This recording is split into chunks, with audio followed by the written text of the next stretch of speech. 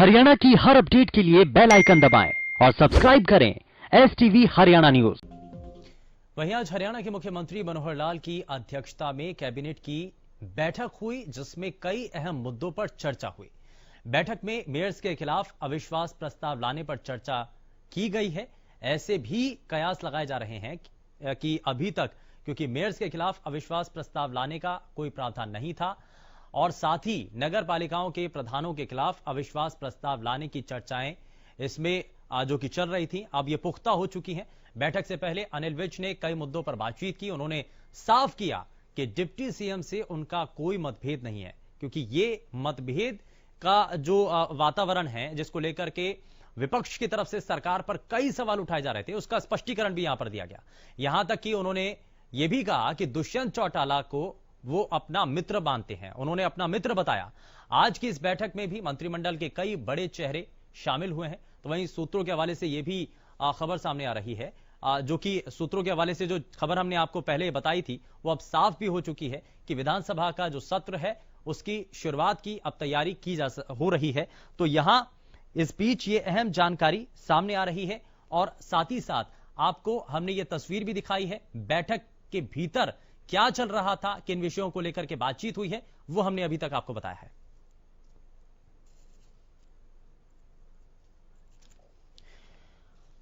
तो ये लगातार इससे पहले, क्योंकि बैठक से पहले चर्चा बेहद जोरों पर थी। बैठक में कई अहम विषयों को लेकर के ये कहा जा रहा था कि चर्चा हो सकती है, बहुत सारे कयास लगाए जा रहे थे, चर्चाएं अलग अलग विषयों को लेकर थी। विपक्ष की तरफ से जब हमला सरकार पर अलग अलग तरीकों से किया जा रहा था और आज जब प्रदेश के अलग अलग हिस्सों में कांग्रेस पार्टी ने सरकार को घेरने की रणनीति तैयार की, प्रदर्शन किया, उसमें कहा कि घोटाले कई रूप में हुए हैं, चाहे वो शराब घोटाला हो, चाहे वो दूसरे धान घोटाला हो या और दूसरे घोटाले हों, जिसको लेकर के बहुत सारे सवाल खड़े किए गए। इससे पहले भी पूर्व मुख्यमंत्री भूपेंद्र सिंह हुड्डा की तरफ से यहां सवाल उठाए गए थे और उन्होंने कहा था कि जिस तरीके से कामकाज हो रहा है और बीते रोज जो सरकार के द्वारा काम किए जा रहे हैं, ये घोटालेबाजों की सरकार है। बहुत गंभीर आरोप उनके द्वारा लगाए गए थे, लेकिन ऐसे में आज स्पष्टीकरण भी दिया गया। सरकार के कई मंत्री आज सामने आए और उन्होंने सीधे सीधे विपक्ष के द्वारा लगाए गए इन आरोपों का खंडन किया और सीधे इसमें सबसे पहले गृह मंत्री अनिल विज सामने आए। उन्होंने कहा कि अभी तक कांग्रेस पार्टी के द्वारा जितने भी आरोप लगाए गए हैं वो निराधार हैं और साथ ही साथ उनसे यह भी पूछा गया कि कांग्रेस पार्टी आज जब सड़कों पर उतर करके सरकार की नीतियों और सरकार के द्वारा किए गए कामों को लेकर जो प्रदर्शन कर रही है उसको लेकर के क्या कहना है। तो उन्होंने यहां पर कहा कि बीते रोज एसी कमरों में कांग्रेस पार्टी के नेता रहा करते, लेकिन अब वो सड़कों पर निकले हैं तो उनको जरा रहने दीजिए।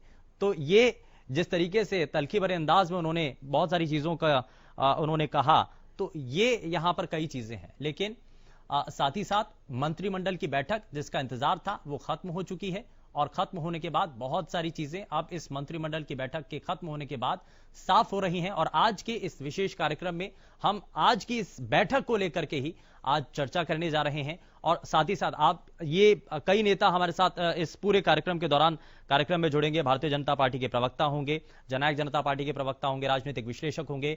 विपक्ष के द्वारा जो आरोप लगाए जा रहे हैं उसको लेकर भी यहां पर सवाल पूछे जाएंगे। कांग्रेस पार्टी लगातार हमलावर है, सरकार को घेर रही है, तो क्या उसमें कितना सच है, कितनी राजनीति है, ये जरा इन सभी चीजों को समझ लेते हैं। लेकिन सबसे पहले आज के खास मेहमानों से आपको मिलवा देते हैं। हमारे साथ राजनीतिक विश्लेषक योगेश कौशिक जी कार्यक्रम में जुड़ चुके हैं, बहुत स्वागत है सर आपका। राजनीतिक विश्लेषक मदन सिहानी जी कार्यक्रम में जुड़ चुके हैं, मदन जी बहुत स्वागत है आपका। भारतीय जनता पार्टी से प्रवक्ता हुकुम सिंह भाटी जी हमारे साथ कार्यक्रम में जुड़ चुके हैं, भाटी जी बहुत स्वागत है आपका। कांग्रेस पार्टी से प्रवक्ता डॉक्टर हिम्मत यादव जी हमारे साथ कार्यक्रम में है, सर बहुत स्वागत है।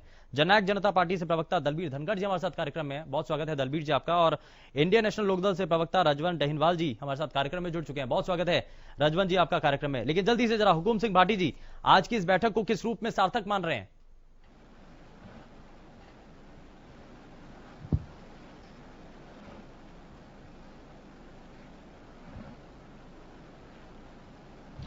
नहीं, निश्चित तौर पर आज की बैठक बहुत सार्थक बैठक रही है, क्योंकि एक सबसे बड़ी बात तो जो विधानसभा सत्र के लिए काफी समय से कयास लगाए जा रहे थे कि कब होगा, तो इसलिए ये बैठक बहुत अहम है। इसके अलावा बहुत सारे मुद्दों पर इसमें चर्चा के लिए रखे गए हैं, अभी वो सारी डिटेल आनी बाकी है।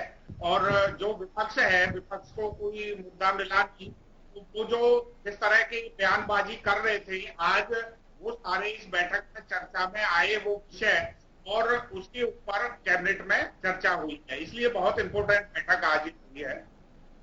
नहीं, इस दौरान आरोप तो बहुत सारे लगाए गए। बीते रोज से ही देखा जा रहा है कि विपक्ष सरकार के ऊपर कई आरोप लगा रहा है, घोटालों तक के आरोप लगाए जा रहे हैं।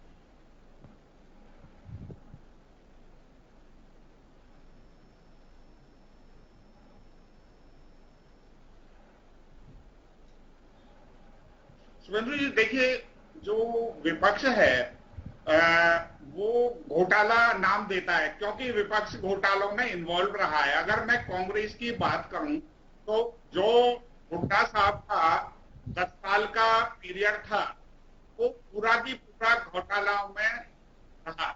स्वयं हुड्डा साहब के खिलाफ एफआईआर दर्ज हुई है। घोटाले तो वो थे जो पूरे की पूरे प्लॉट अपने रिश्तेदारों को बेच दिए, जो इनके जो कांग्रेस पार्टी के दामाद हैं उनके लिए जमीन एक्वायर कर किसानों से छीन कर उनको दे दी। घोटाले तो वो थे। इसके अलावा नहीं तो अभी जो विपक्ष के द्वारा, भाटी साहब, विपक्ष के द्वारा जो ये आरोप लगाया जा रहा है कि धान घोटाला हुआ, शराब बड़ी, ठीक है, नहीं तो इस सब को लेकर के क्या कहेंगे फिर आप?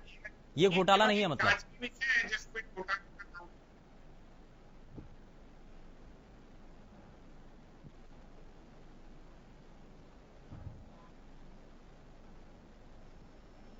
निश्चित तौर पर शुभेंदु जी देखिए, जो विपक्ष ने और खासतौर से कांग्रेस ने जो इल्जामात किए हैं उनमें आप देखेंगे जैसे कि ये धान का घोटाला नाम देते हैं।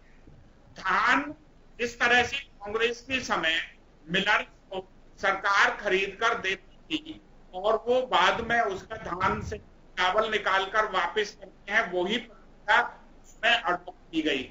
लेकिन उसके बावजूद भी इन्होंने उसको घोटाले का नाम दिया। अगर घोटाला है तो सबसे बड़ा घोटाला कांग्रेस का है, जिन्होंने ये नियम और कायदे कानून बनाए थे। इसलिए घोटाला अपने आप तरक्की नहीं है। इसी तरह शराब की बात की, उसमें कहीं अनियमितता जो हुई है उसमें गिरफ्तारियां हुई है, जांच जारी है, लोग तो शामिल हैं।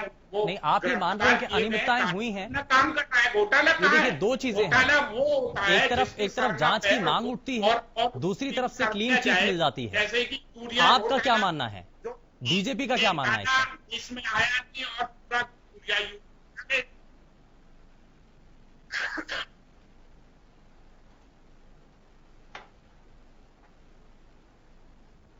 इस विषय पर शुभेंदु जी? सर, शराब घोटाले को लेकर जी शुभेंदु जी किस विषय पर जरा दोबारा से सवाल आप करें। शराब घोटाला? जी, शराब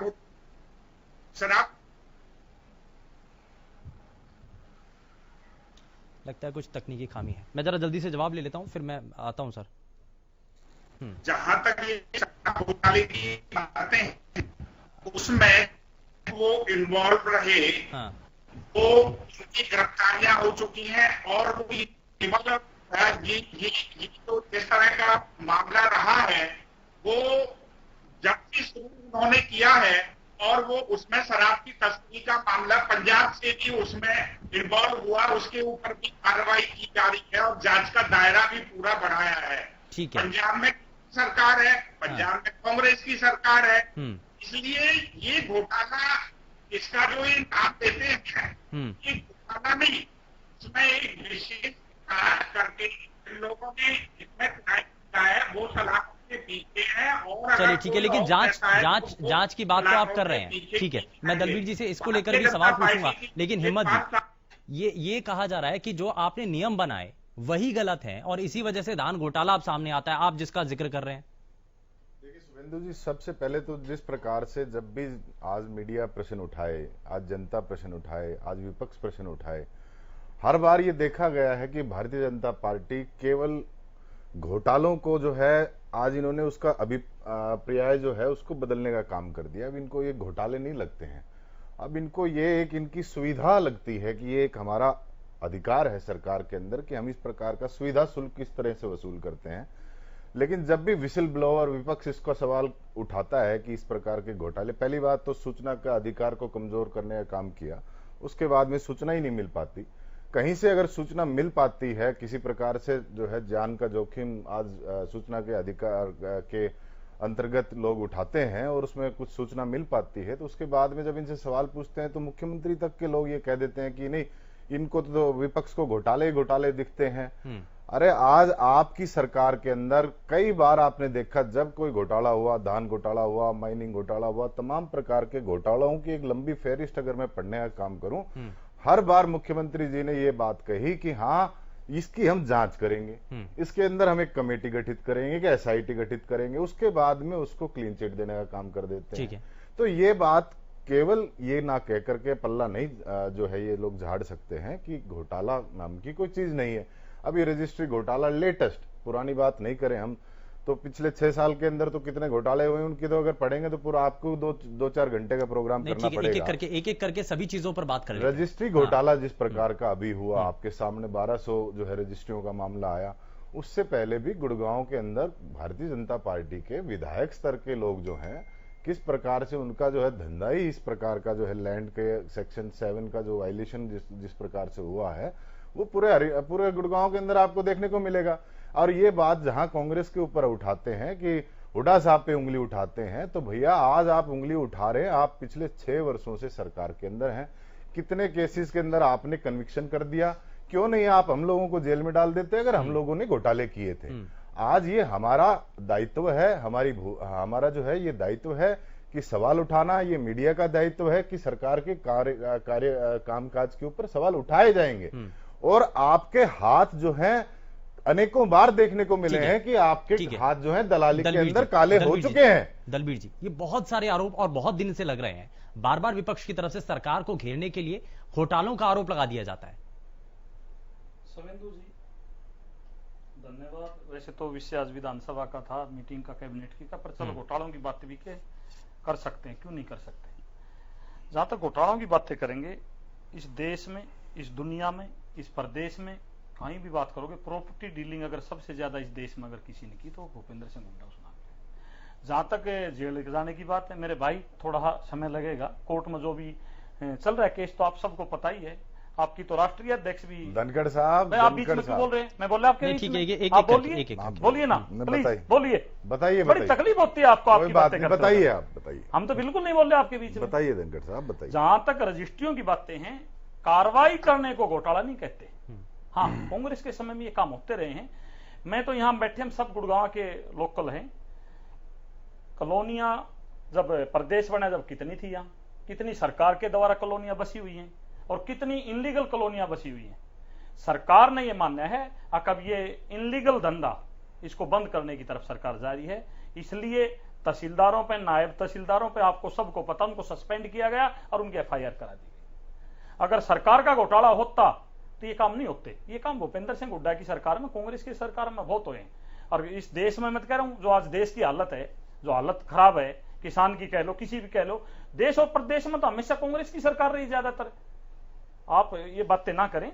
जहां तक बातें, फिर मैं कहता हूं, फिर आप कहते हो धान घोटाला से बात नहीं आ रहे बिल्कुल भी।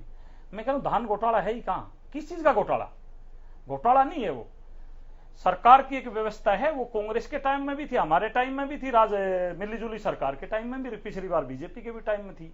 सरकार जो है मिलर को जीरी देती है और धान निकालने के लिए चावल वापस लेती है, जो सरकार बांटती है। यानी कि स्वतः ही संज्ञान लेकर के एक्शन लिया गया सरकार। सर एक्शन लिया गया। फिजिकल वेरिफिकेशन इस सरकार ने की है, आज तक फिजिकल वेरिफिकेशन नहीं करा पाई कोई सरकार। 3-3 बार कैमरे लगा के फिजिकल वेरिफिकेशन। और जिन व्यापारियों का स्टॉक कम मिला, उनके खिलाफ कार्रवाई की गई, ब्याज के साथ रुपया लिया गया है। तो घोटाला कहां से हो गया? ठीक है, बाकी मेहमान भी है, मदन सिंहानी जी भी हैं और योगेश कौशिक जी भी हैं, रजवंत जी भी हमारे साथ हैं। मैं रजवंत जी आता हूं आपके पास, लेकिन जल्दी से एक रिएक्शन योगेश जी। ये ऐसा कांग्रेस पार्टी की तरफ से, क्योंकि हाल ही में देखा गया घोटालों को लेकर के सरकार के ऊपर आरोप लग रहे हैं, चर्चा या पहले से ही तैयारी एक तरीके से यहां कांग्रेस पार्टी करना चाहती है कि विधानसभा का सत्र जब शुरू होगा तो विषय क्या क्या होंगे, पहले से ही उसकी एक फहरिस्त है जिसको लेकर के वहां हंगामा होगा या फिर सवाल उठाए जा सकते हैं विपक्ष के द्वारा? हर अपोजिशन पार्टी ये प्रोग्राम अपना तैयार करती है। ये प्रोग्राम्स होते हैं कि अगर विधानसभा का सेशन होगा तो हमें क्या क्या करना है। अब मैं जो घोटाले का आपने जिक्र कर दिया, 1 2 3 4 भाटी साहब भी हमारे साथ उस प्रोग्राम में थे जिसमें खनन घोटाले का पहले जिक्र आया। खनन घोटाले में जवाब ये दिया गया कि हमने 1000 डंपर रोक लिए हैं, इसका मतलब खनन घोटाला हुआ है। ठीक है, डंपर रोक के डंपर को फाइन करके छोड़ दिया गया, लेकिन कोई भी बड़ा आदमी नहीं पकड़ा गया। और मैं यही कह के गया था कि कोई बड़ा आदमी नहीं पकड़ा जाएगा, ठीक है, वहां पे बात खत्म हो गई, पर इनका एक्शन हो गया पूरा वहीं के वहीं। अब आगे आते हैं जीरी वाले पे। जीरी वाला घोटाला जहां पे मिलर ही भाग गया, उस मिलर का कहां पे जिक्र है? वो माल जो ले गया वो सो ले ही गया, पर वो बंदा ही गायब है यहां से। अब आते हैं इसके बाद अगले, ये जो रजिस्ट्री का मामला है। रजिस्ट्री का मामला ये है कि रजिस्ट्री करते टाइम आपको एनओसी चाहिए। अब एनओसी के बगैर रजिस्ट्री करने की पावर किसको है? क्या तहसीलदार को है, किसको है? अगर उनको पावर है तो उन्होंने कोई गलत किया ही नहीं है, फिर तो मैं घोटाला ही नहीं मानता, फिर तो इट इज ए सिस्टम। तो आप सिस्टम को लीगलाइज कर रहे हैं। अभी एक एसआईटी बनी थी शराब के मामले में, उस एसआईटी के बारे में भी हम कह के गए थे कि यहाँ कुछ नहीं होना, कुछ नहीं हुआ। रीजन इज आपने उसको कोई पावर ही नहीं दी।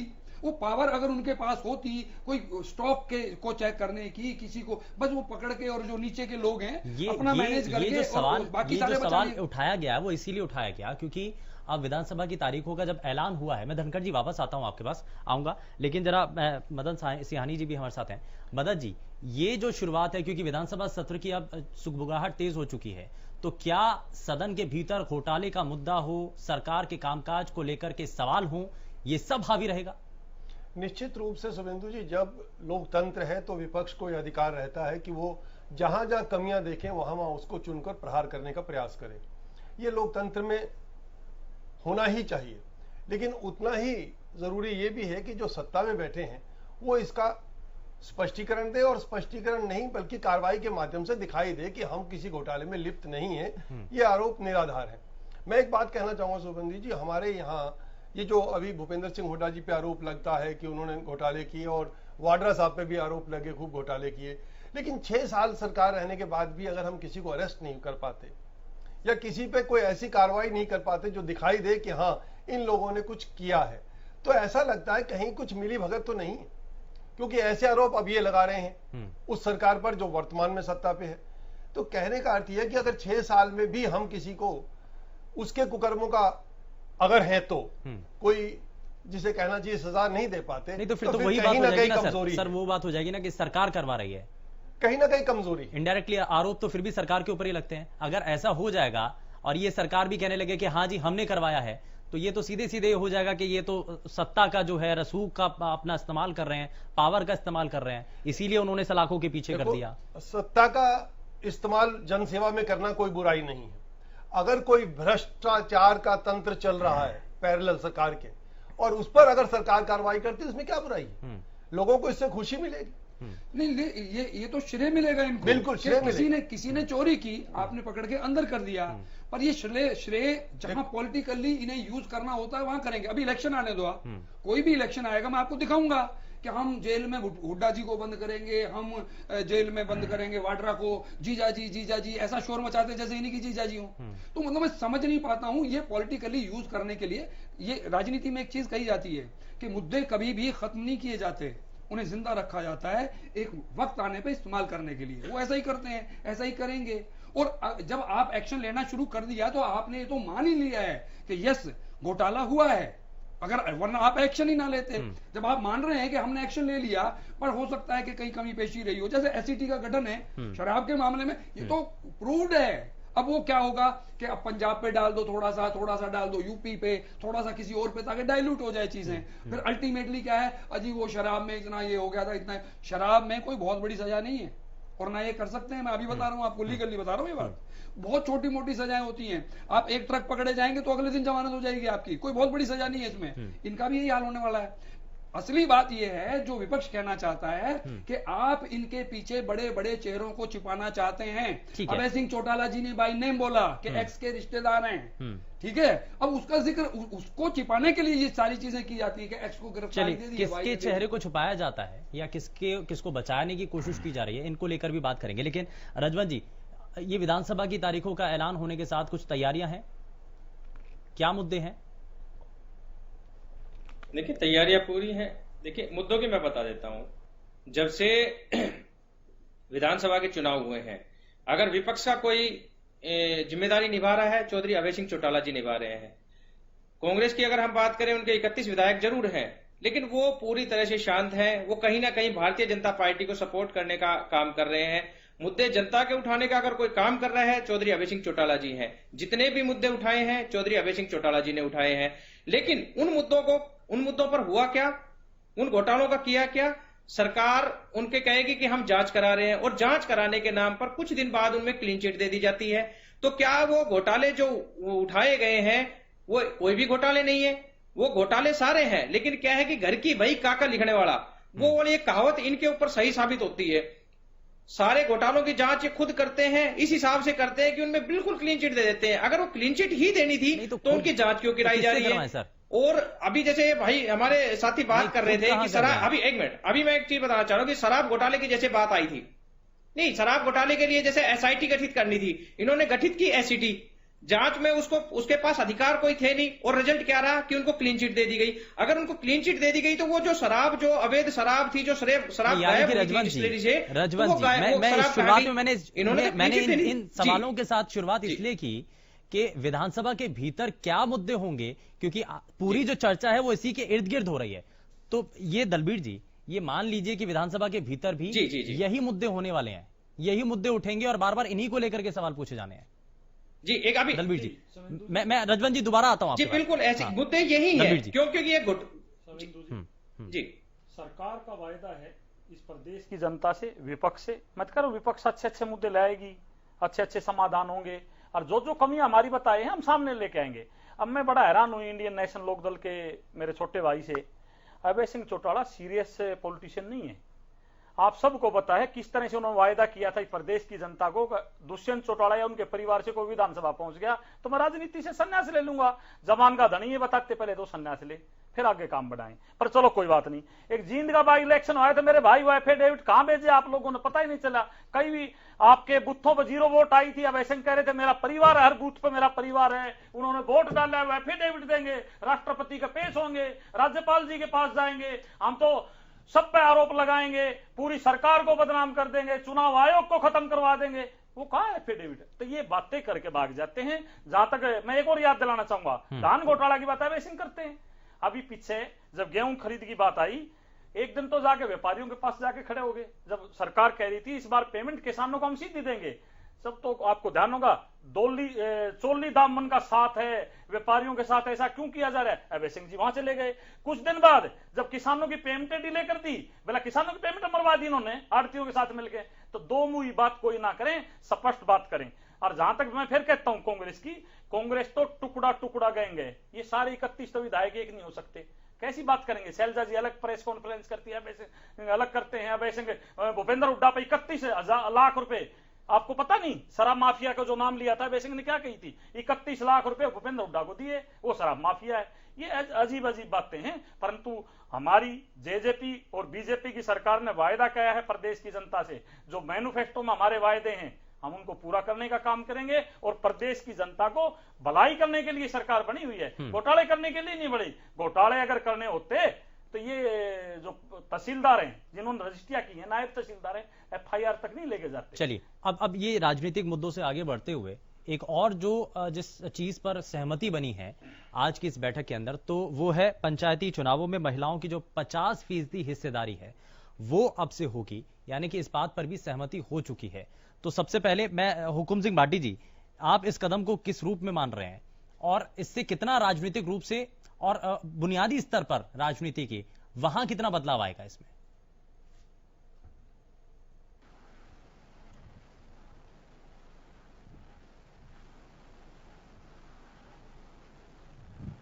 शुभेंदु जी, देखिए, निश्चित तौर पर इस विषय में जाने के लिए थोड़ा सा हमारे पिछले कार्यकाल पर जाना होगा कि पहले कांग्रेस की समय जिनको बिल्कुल अक्षर ज्ञान नहीं था, उन लोगों को भी वो पंच और सरपंच बनते थे।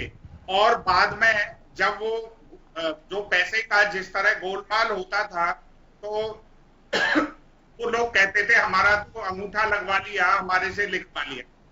सरकार ने कहा कि हम पढ़ी लिखी पंचायतें बनाएंगे और पढ़े लिखे सरपंच और मेंबर पंचायत आए।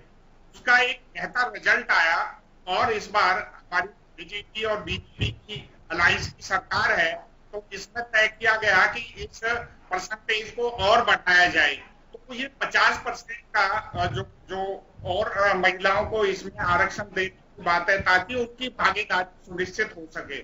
निश्चित तौर पर ये बहुत ही बेहतरीन एक कदम है और उस आबादी को सम्मान देने का बहुत बड़ा काम भारतीय जनता पार्टी और जेजेपी की सरकार ने किया है और इसकी चर्चाएं आ रही हैं। ठीक है, मैं समझता हूं कि इसके आगामी एक बेहतरीन परिणाम आएंगे जब हमारी आबादी भी वो तरक्की में।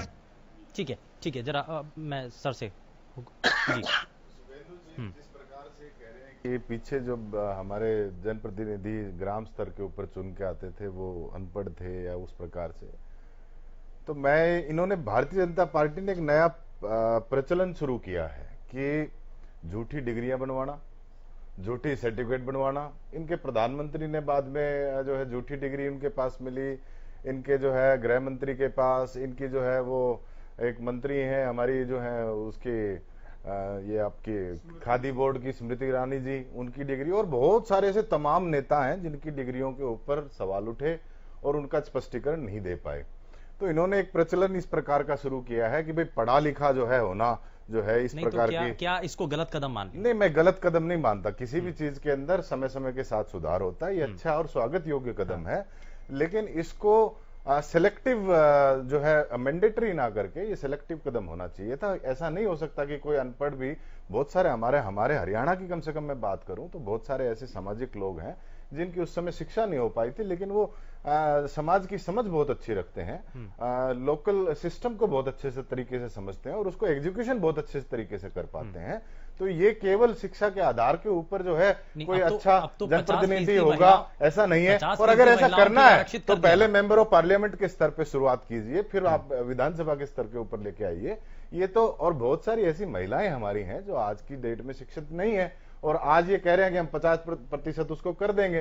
ये तो राजीव गांधी जी का सपना था। पंचायती राज को आज जो ये सरपंच और पंचायत के स्तर के ऊपर चीजें देखते हैं, ये राजीव जी का देखा हुआ सपना था कि किस प्रकार से जो पावर है उसको हम डिसेंट्रलाइज करें और इस पावर को जो है हम नीचे रूट स्तर के ऊपर, जमीन स्तर के ऊपर। ठीक है, यानी कि आपके कहने का मतलब ये है कि विधानसभा के अंदर भी इसका इम्प्लीमेंटेशन होना सुरेंद्र जी चाहिए। एक मिनट मुझे समय दीजिएगा, क्योंकि अब भाटी जी ने भी सवाल उठाया, फिर धनखड़ साहब भी कह रहे थे, तो बार बार एक ही बात का एक ही जवाब मिलता है इनके पास। भूपेंद्र सिंह हुड्डा जी का नाम लेते हैं, हर प्रकार की कोई बात आ जाती है। उन्होंने भाटी जी एक मिनट आपकी पूरी बात शांति सुनिए, अब आप शांति सुनिए।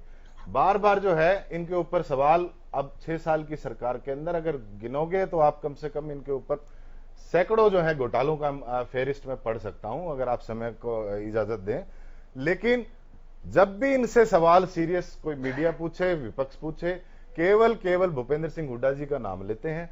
आप थोड़े से दिन पहले उनको क्लीन चिट मिली तो है। ऐसा है क्यों? और किसी और शख्स के बारे में क्यों नहीं कहते? शुभेंदु जी, ऐसा तो नहीं है कि उनके बेटे के बारे में कहा जाए या कांग्रेस पार्टी के किसी और नेता के बारे में कहा जाए, सिर्फ उन्हीं के लिए कहा जा रहा है। मैं आपको बता दो रहा हूं, उनकी पॉपुलैरिटी से बौखलाते हैं। इसी बार इन्होंने अपना सिस्टम देख लिया। बहुत जल्दी से रिएक्शन जो है ऐसे टाटा बाय बाय करते हुए प्रचार करते हैं। छोटा सा ब्रेक लेना। ये लोग जमीन से जुड़े हुए लोग हैं, दलबीर जी जनता के बीच में जाते हैं, आप ठीक कह रहे हैं, उनकी पॉपुलैरिटी से डरते हैं ये लोग। क्या कुमारी शैलजा, किरण चौधरी, चौधरी वीरेंद्र सिंह, इंद्रजीत जी, चौधरी ईश्वर सिंह जी, कितने आदमियों ने आपकी पार्टी पर अपना आरोप लगाया? हमने जरूरत ही नहीं पड़ी करने की। उन्होंने कहा क्षेत्रवाद का, उन्होंने कहा कि हमारे जिले में तो कोई काम ही नहीं होता, रोड ही नहीं बनती। भूपेंद्र सिंह हुड्डा सब कुछ रोहतक में बना रहे हैं। भूपेंद्र सिंह हुड्डा पूरे गुड़गांव को लूट के खा गए। हमने तो कहने की जरूरत ही नहीं पड़ी। आज जो शैलजा जो आज आपकी प्रदेश की अध्यक्ष, उन्होंने आरोप लगाए थे। आपकी किरण चौधरी ने आरोप लगाए भिवानी में तो कोई रोड ही नहीं बनता। तो भूपेंद्र सिंह हुड्डा चाहते नहीं। जैसे आप रोहतक से निकलोगे आके रोड बदल जाते हैं। ये तो आपके विधायकों ने, आपके सांसदों ने, आपके साथियों ने आरोप लगा रखे, रिकॉर्डेड है, कहीं से आप उठा सकते हो। बिल्कुल, भूपेंद्र हुड्डा ने इस प्रदेश को लूट के खाने का काम किया। अगर दुनिया में सबसे बड़ा प्रॉपर्टी डीलर की बात करें भूपेंद्र सिंह हुड्डा है। मैं फिर कहता हूं, जो कॉलोनियों की आप बात करें ना काटने की, आप चैलेंज करो कितनी कॉलोनियां बसी भूपेंद्र सिंह हुड्डा के में, इनलीगल कॉलोनियां गुड़गांव में कितनी बसी हैं, शुभेंदु जी कितनी बसी हैं, पिछले सबको पता है। पिछले 6 वर्षों में, ये सरकार पिछले 6 वर्षों में, मैं फिर कहता हूं चौधरी दुष्यंत चौटाला जी, ये सरकार ये चाहती है पिछले इनलीगल कॉलोनियां उसको समाधान ढूंढ रहे हैं, आगे बंद कैसे हो बिना एनओसी के, पहले भी प्रावधान था एनओसी का, पहले भी था, उनको रोकने का काम नहीं, यानी कि वो ऐसे जाल बना पिछले 6 वर्षों में, पिछले नायब तहसीलदार सस्पेंड है और एफआईआर करा दी गई, पिछले 6 वर्षों को हिम्मत नहीं करे ये गलत काम करने की। ठीक है, पिछले 6 वर्षों में हजारों शिकायत मुख्यमंत्री जी के जो सीएम विंडो होती है उसके ऊपर दर्ज है, उसके ऊपर सबूत पेश किए हैं। जब एक व्यक्ति के जब ऊपर कोई मुख्यमंत्री कार्रवाई भूपेंद्र सिंह हुड्डा हुआ करते थे सर, तो उस वक्त भी ऐसी शिकायतें आती होंगी, लेकिन उस वक्त ध्यान नहीं दिया गया। भूपेंद्र सिंह हुड्डा को जेल में नहीं गए भाई, वो जमानत, लेकिन सिस्टम को बदलना होगा। अध्यक्ष भी जमानत पर चल रही है। ठीक है, एक मैं तो लगता है धनखड़ साहब एक करके हम तो जांच के लिए तैयार हैं, हिसाब से काम करें, हम तो जांच के लिए तैयार हैं और सदैव तैयार हैं। ठीक है, हमें कानून व्यवस्था पे विश्वास है। मेरा ये कहना है कि बिल्कुल विधानसभा का जो यहाँ पर छोटा एक स्वरूप प्रस्तुत हो रहा है, ऐसा नहीं है। हम भ्रष्टाचार को तो मान लेते हैं कि तब भी था और मान लो अब भी है। जो बात आपने कही थी कि जो हमने महिलाओं को इस वर्तमान सरकार में जो आरक्षण बढ़ाने की बात है, ये स्वागत योग्य है। ये चाहे कांग्रेस हो चाहे बीजेपी, सभी दलों को इसका स्वागत करना चाहिए। इससे अच्छी बात नहीं है। ये तीसरा लेवल है। देखिए, हमारे पहले 2 लेवल ही थे। राजीव गांधी के समय में तीसरा लेवल ऑफ गवर्नेंस हमने स्टार्ट किया कि पंचायती राज सिस्टम लागू किया गया। बहुत अच्छा काम था। इससे क्या हुआ, एक ट्रेनिंग मिलती है महिलाओं को, खासतौर से राजनीति के बारे में घरों पर ही इतना उन पर प्रेशर रहता है कि उस बारे में कोई जानकारी ही उन तक पहुंचती नहीं थी। आज भले ही वो अनपढ़ रही हो, लेकिन राजनीति की जानकारी उन तक पहुंच रही है विभिन्न माध्यमों से। मुझे लगता है कि तीसरे लेवल पर ट्रेनिंग देने से दूसरा और जो पहला लेवल है, यानी राज्य सरकार और केंद्रीय सरकार, वहां बेशक शिक्षा अनिवार्य न हो, लेकिन यहां होने के बाद वो इतनी प्रशिक्षित और सक्षम हो जाएंगी कि उन्हें फिर वहां जाने में कोई दिक्कत नहीं आएगी। और वैसे तो लोकतंत्र में शर्तें होनी नहीं चाहिए। मैं सहमत हूं इस बात से कि शिक्षा भी कोई अनिवार्य शर्त नहीं होनी चाहिए, लेकिन अगर ऐसा, क्योंकि ये केवल 3rd लेवल पर ही है, मतलब इसी स्तर पर ही है कि हम कुछ राज्य सरकारें शर्तें लागू कर सकती हैं। और अगर ये शिक्षा का महत्व बढ़ रहा है तो मुझे लगता है कि फर्जी ये कह रहे हैं, फर्जी ना सही, लेकिन किसी बहाने से उन्हें पढ़ने की प्रेरणा मिले, वो पढ़ भी जाएं। ठीक है, और राजनीति में निपुण भी हो जाएं। बहुत जल्दी से रिएक्शन योगेश जी, बहुत जल्दी से। बात तो ये बिल्कुल ठीक है, ये 50% होना चाहिए था। अब जो पढ़ाई का जहां तक है उस पर मेरे भी मतभेद है, क्योंकि हरियाणा के जो सबसे पॉपुलर मुख्यमंत्री रहे हैं आज तक, वो देवीलाल जी थे। वो कितने पढ़े लिखे थे सबको मालूम है। ठीक है, इसके अलावा हमारे यहाँ तो प्रेसिडेंट भी ऐसे रह चुके हैं जिन्होंने 10वीं पास नहीं की। ठीक है, और ऐसा नहीं कि उन्होंने कुछ पूरा चलाया हो। अब मैं आता हूं तीसरी बात पे, जो सिस्टम की बात कर रहे हैं। It is the system which works.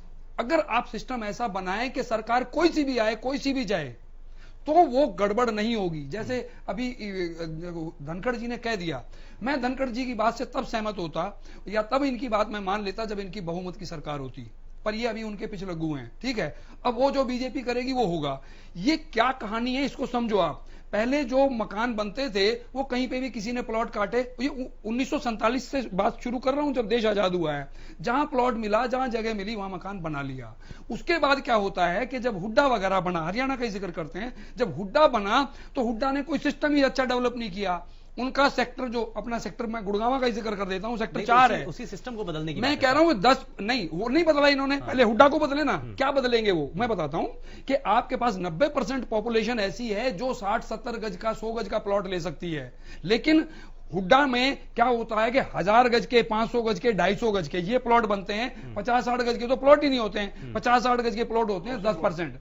Housing board में जो इन्होंने बनाए हैं छोटे, छोटे मकान बनाए हैं, वो छोटे बनाए हैं, कुछ एक 1 रूम सेट वगैरह बने हैं, वो हैं, लेकिन फिर भी वो कम पड़ते हैं। जब कम पड़ेंगे, आप ये बताओ, आप कह देते हो जी ये नो पार्किंग जोन है, मैंने मान लिया, गाड़ी कहां खड़ी करूं वो तो बताओ, मुझे कहीं ना कहीं तो रहना है ना, मुझे प्लाट सरकार उपलब्ध कराएगी तो मैं क्यों गलत काम करूंगा। वर्तमान में प्रधानमंत्री आवास योजना में छोटे मकान खूब बन रहे हैं, ठीक है, लेकिन इनको रोकना तो होगा ना, इसी तरीके से तो रोकना होगा ना। अगर गलत हो रहा है तो उसको रोकना तो होगा, सिस्टम में बदलाव लाने की वो करना चाहिए। नहीं, पहले वो सिस्टम बदलें, फिर उसके बाद ये दावा करें कि ये खत्म हो जाएगा। ठीक है। और मेट्रो को लेकर भी इस बैठक के अंदर जिक्र हुआ है, बात उसको लेकर भी करेंगे। रजवन जी भी हमारे साथ बने हुए। रजवन जी, ब्रेक के बाद आप सभी का स्वागत है। और कैबिनेट मीटिंग के अंदर आज मंथन हुआ, 2.5 घंटे से ज्यादा बैठक चली और बैठक के बाद कई चीजें हैं जो कि अब सामने आई हैं। सभी खास मेहमान लगातार हमारे साथ कार्यक्रम में बने हुए हैं और उसी मीटिंग को लेकर के हम चर्चा कर रहे हैं। रजवन जी, ब्रेक पर जाने से पहले मैं आपसे ही आपके पास ही आ रहा था, आपसे ही सवाल पूछ रहा था, क्योंकि 50% महिलाओं की हिस्सेदारी और उस बात को लेकर के सभी की सहमति, अब आपकी पार्टी की तरफ से क्या इस पर सहमति है?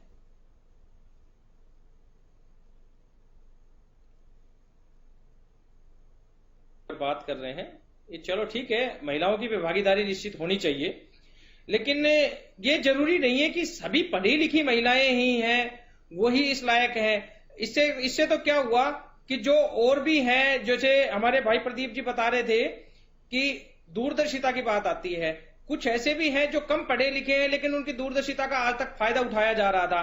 जैसे कि ताऊ देवीलाल जी के बारे में भी कहा था, चौधरी ओम प्रकाश चौटाला जी के बारे में भी कहा गया है कि वो भी दूरदर्शिता उनकी सभी की है। मैं मानता हूं इस चीज के लिए कि महिलाओं को इसमें आगे लाना चाहिए और एक इसके लिए, लेकिन ये नहीं, जो शिक्षा की जो कंडीशन है ये प्रॉपर नहीं लगानी चाहिए, और अगर लगा रहे हैं तो ऊपर से लेके आनी चाहिए, क्योंकि जब विधानसभा में क्या अनपढ़ आदमी नहीं है, क्या संसद में अनपढ़ आदमी नहीं है, तो मतलब ये इस वजह से उनकी ये नहीं है कि भाई वो शिक्षा के दम पर ही वहां पे जाके कुछ करेंगे, उनकी दूरदर्शिता का भी हमें फायदा उठाना चाहिए। दूसरी बात, हमारे बड़े भाई दलबीर सिंह जी कह रहे थे कि अभय सिंह चौटाला जी के बारे में कह रहे थे, तो उन्होंने जब इतने आरोप आपके ऊपर लगाए हैं तो आप उनके ऊपर कार्रवाई क्यों नहीं करते? जब वो आपके ऊपर आरोप लगा रहे हैं, सरकार के ऊपर आरोप लगा रहे हैं, तो आप उनके ऊपर झूठे मुकदमा, झूठे घोटाले का आरोप लगाते हैं, तो आप उनके खिलाफ मुकदमा दर्ज कराएं। दूसरी बात, अगर ये अभी कह रहे हैं कि भाई विधायक की बात कह रहे हैं, कांग्रेस को गैंग, टुकड़े टुकड़े गैंग कह रहे हैं, टुकड़े टुकड़े गैंग तो इनकी भी है, इनके 10 विधायक हैं, और 10 विधायकों में से एक बार इनके पूछो कि इनके ऊपर, इनके खुद के विधायक राम कुमार गौतम जी इनके ऊपर सारा आरोप लगाते हैं कि अकेला एक महकमा, एक आदमी सारे महकमे जीम गया। तो ये कहां है? 2 लाख करोड़ आज प्रदेश पे कर्जा है, उसके ऊपर बात नहीं करते। सरकार पे विकास के नाम पर जनता को केवल बेवकूफ बना रही है, हुआ कुछ भी नहीं है। तो इनके तो एक बार कहना यह है कि ये अपनी लिप्पापोती करके अपना पल्ला झाड़ने की कोशिश कर रहे हैं, जबकि हकीकत में ये है कि ये घोटालों की सरकार है। जितने भी घोटाले हुए हैं वो घोटाले इसी सरकार में हुए। भाटी जी से जरा मेरा सवाल ये है, मेट्रो का विकास और बढ़ाने के लिए जो 28.8 किलोमीटर का जो पूरा स्ट्रेच है वो तैयार करने के लिए जो प्रपोजल था, क्या उससे विकास और तेजी से बढ़ेगा?